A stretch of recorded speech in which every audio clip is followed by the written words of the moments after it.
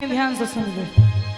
अरे कहाँ रे गिरलै नथिया, इनका की होय छै, की बात छै, हंसत रहू ना।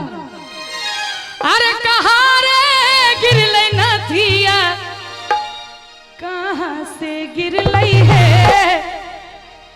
कहाँ से गिरलै है, कहाँ से गिरलै है, मच्छरदानी सुतल पियावा, कहाँ से गिरलै है, मच्छरदानी सुतल पियावा, अंगना गिरलै टीकावा, ओ सोरे गिरलै नथिया, ओ सोरे गिरलै नथिया, पलंग से गिरलै है, पलंग से गिरलै है, पलंग से गिरलै है। कनी ताली बजा दियो वहां सब।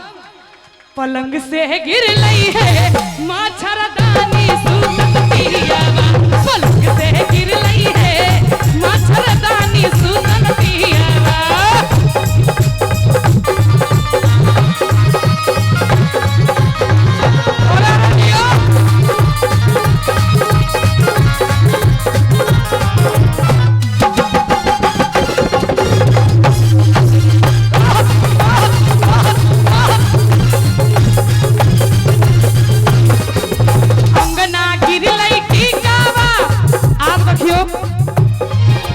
केकरा भेटलै टीकावा, से केकरा भेटलै नथिया, से केकरा भेटलै नथिया, से केकरा भेटलै है, से केकरा भेटलै है, से केकरा भेटलै है।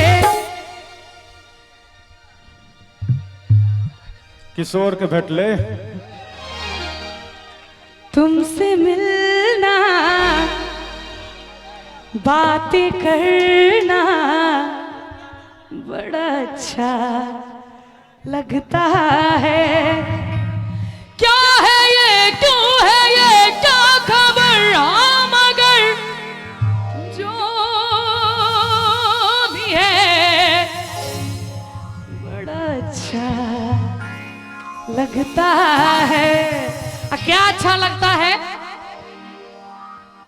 से केकरा भेटलै है,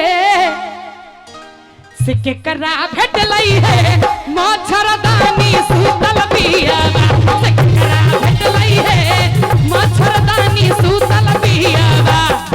अंत में सासू के भेटलै टीकावा, ननद के भेटलै नथिया, ननद के भेटलै नथिया, सौतीन के भेटलै है। विजय भैया सबसे महत्वपूर्ण बात अंत में कही छी, त सासू के भेटलै टीकावा, ननद के भेटलै नथिया, ननद के भेटलै नथिया, सौतीन के भेटलै है, सौतीन के भेटलै है। कनी चाची एक बार अहूँ सब ताली बजा दियो सब गोटे। जय हो।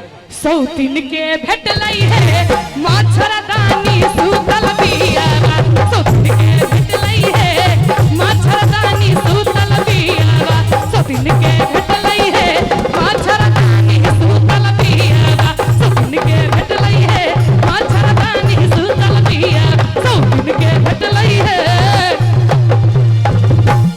अब घूम फिर के जाएगा कहाँ, आएगा तो यही। बाद में हमरे भेटलै है, हमर सुंदर सन के पियावा। नीक लागल हुए तो एक बेर जोरदार ताली।